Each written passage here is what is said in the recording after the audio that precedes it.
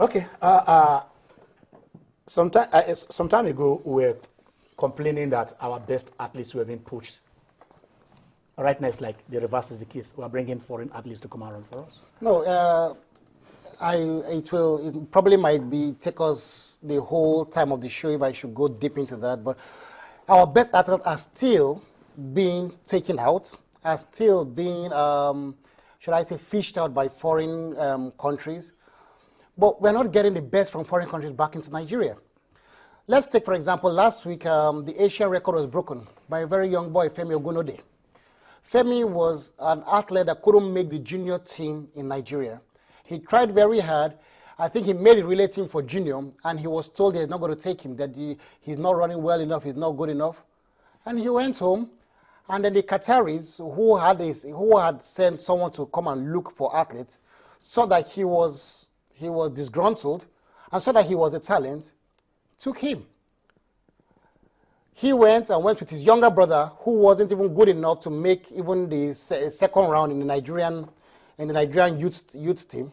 Now him and his younger brother are sub-10 runners.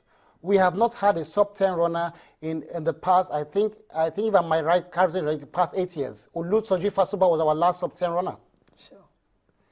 Now they have two sub-10 runners who were not even good enough for the Nigerian team.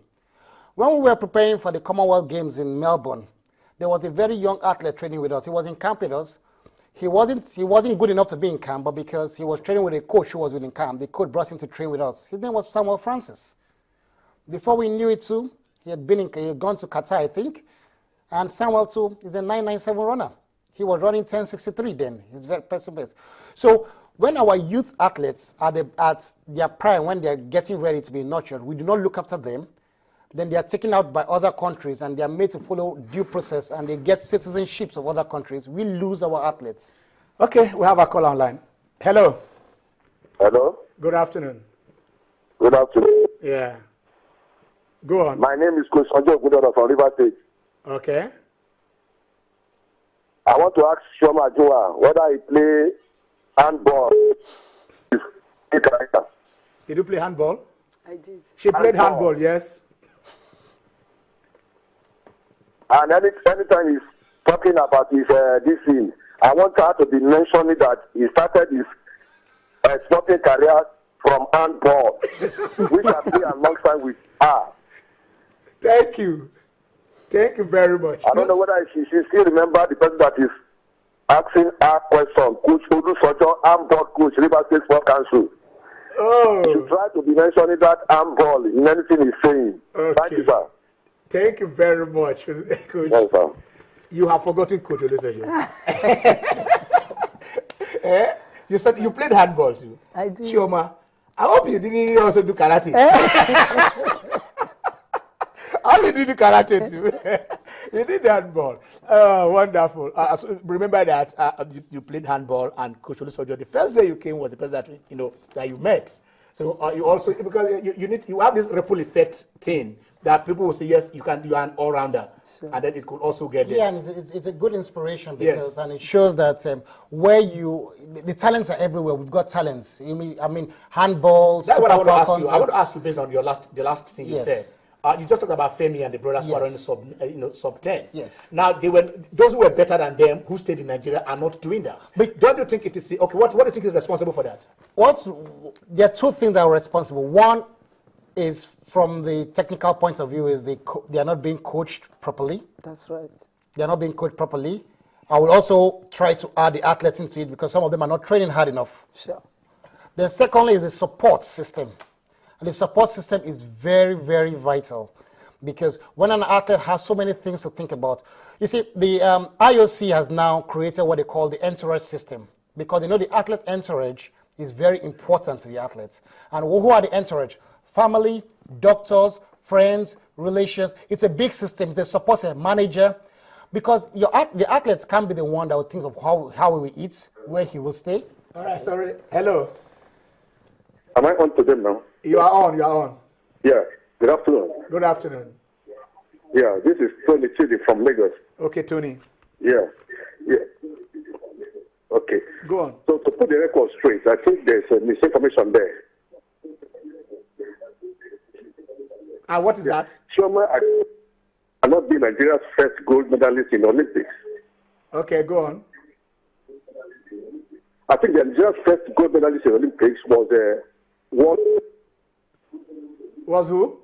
One major Nigerian major Ifajuna. No, Ifajuna is in the Commonwealth Games. 1954, Edmonton in Canada, 1954.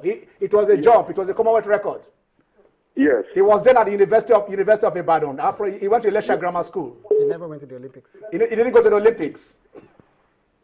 Okay. That's the first medal, not the first gold medal at the Olympics. She is the only one that has an individual gold medal in the Olympics in Nigeria. Well, up till now. Yeah, just to educate Tony a little bit is that, first of all, Nigeria has got only 3 gold medals in the history of participation in the Olympics, and that was Chioma, our team, and the under-23. Yeah, that is the 1996. Okay. 1996, yes, yes. And then the major tried to go to the Olympics. As a matter of fact, at that point in time, he wrote a letter to get sponsorship to the Olympics, and he wasn't able to get, he was in school in the University of Ibadan.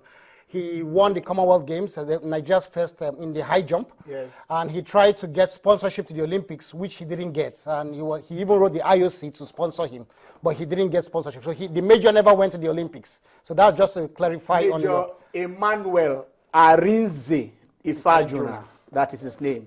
He attended Elisha Grammar School before he went on to University of Ibadan. Ibadan, yes, that is where he is. So, so thank you, Tony. But we also say yes, honor him because he's the first in that is athletics produce our first medal.